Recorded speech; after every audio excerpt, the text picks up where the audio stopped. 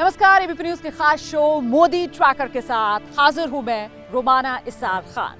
इस शो में हम प्रधानमंत्री नरेंद्र मोदी के हर कदम, हर रणनीति पर पैनी नजर रखते हैं और आज बात राष्ट्रपति और उपराष्ट्रपति चुनाव की। अच्छा देखिए, नवनिर्वाचित राष्ट्रपति द्रौपदी मुर्मू और उपराष्ट्रपति पद के उम्मीदवार जगदीप धनखड़ को चुनकर प्रधानमंत्री नरेंद्र मोदी ने साबित कर दिया है कि वो कितना दूर की सोचते हैं। बीजेपी के लिए 2024 लोकसभा चुनाव के लिहाज से आखिरकार ये जरूरी क्यों था और कैसे प्रधानमंत्री नरेंद्र मोदी ने एक तीर से साधे हैं दो निशाने।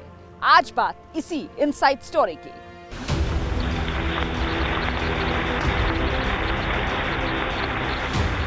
राष्ट्रपति रामनाथ कोविंद को आज संसद के सेंट्रल हॉल से विदाई दे दी गई। उनके 5 साल के कार्यकाल के विदाई समारोह में प्रधानमंत्री नरेंद्र मोदी समेत पूरा मंत्रीगण मौजूद था। अब देश की नजरें नवनिर्वाचित राष्ट्रपति द्रौपदी मुर्मू पर हैं।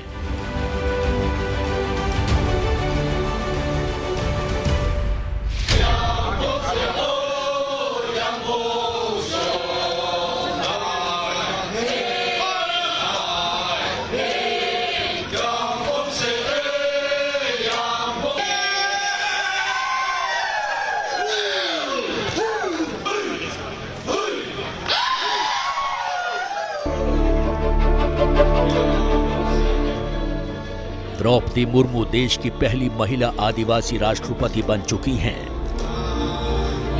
वो जमीन से जुड़ी हैं। उनका लंबा राजनीतिक अनुभव है और छवि बिल्कुल बेदाग है। आजादी के बाद पहला मौका है जब कोई आदिवासी समुदाय का व्यक्ति राष्ट्रपति के पद पर पहुंचा है। द्रौपदी मुर्मू को देश के सर्वोच्च पद पर बैठाकर प्रधानमंत्री नरेंद्र मोदी ने जो दांव खेला है वो अहम है। वो जानते हैं कि एक आदिवासी महिला को देश के सर्वोच्च पद पर बैठाने का असर न केवल आदिवासी समुदाय पर होगा बल्कि उसके साथ साथ महिलाओं पर भी होगा। द्रौपदी मुर्मू संथाल समुदाय से आती हैं। देश में भील और गोंड के बाद संथाल जनजाति की आबादी आदिवासियों में सबसे ज्यादा है।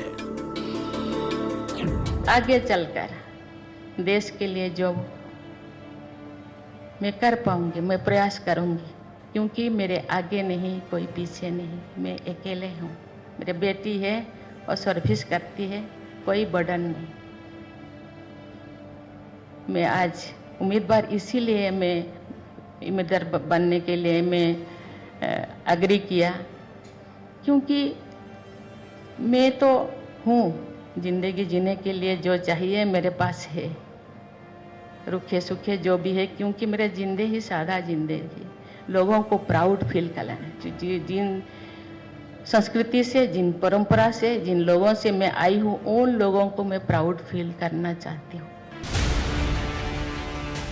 द्रौपदी मुर्मू के गृह राज्य ओडिशा, इससे लगे झारखंड और पूर्वोत्तर के राज्यों में शेड्यूल ट्राइब्स के लोगों की तादाद बहुत ज्यादा है।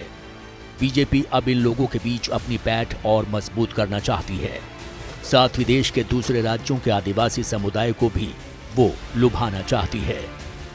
इसीलिए बीजेपी ने ऐलान किया है कि वो द्रौपदी मुर्मू को राष्ट्रपति बनने का जश्न देश के 100 से ज्यादा आदिवासी बहुल जिलों और 1,30,000 गांवों में मनाएगी।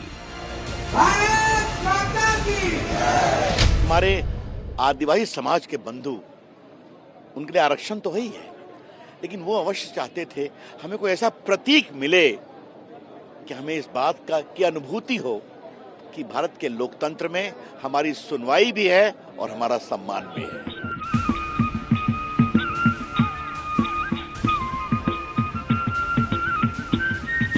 देश में कई राज्यों की कई सीटों पर आदिवासी वोटर्स निर्णायक हैं।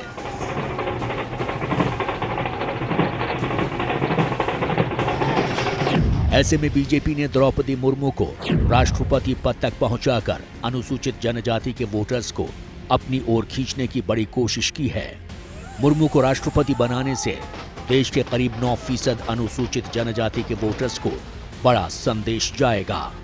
इस कदम के जरिए बीजेपी ने संदेश दे दिया है कि वो आदिवासी समाज की सबसे बड़ी हितैषी है। दूसरा ये कि पीएम मोदी वंचित तबके के लिए काम करते हैं। साथ ही ये भी संदेश जाएगा कि मुख्य धारा से कटे समाज को बीजेपी हिस्सेदारी देती है। ये भी संदेश देने की कोशिश है कि आदिवासी वोटर सिर्फ बीजेपी पर ही भरोसा करें और चुनाव में बीजेपी उम्मीदवार को ही वोट दें। देश की आबादी का करीब करीब 10% होने के बावजूद दशकों तक जनजातीय समाज को उनकी संस्कृति, उनके सामर्थ्य को पूरी तरह नजरअंदाज कर दिया गया। भारत की सांस्कृतिक यात्रा में जनजातीय समाज का योगदान अटूट रहा। ये हैं शर्मा जी, जो रात का खाना और देश दुनिया की सुर्खियां दोनों लेते हैं सुमित अवस्थी के साथ। अब ये हैं इनके पड़ोसी बनर्जी साहब। मिष्टी दोई खाते खाते पूरा बंगाल जान लेते हैं सुमन दे के साथ। इनकी तरह आप भी देखें अपने फेवरेट न्यूज एंकर को एक ही ऐप पर और डाउनलोड कीजिए एबीपी लाइव ऐप अपने स्मार्ट टीवी पर।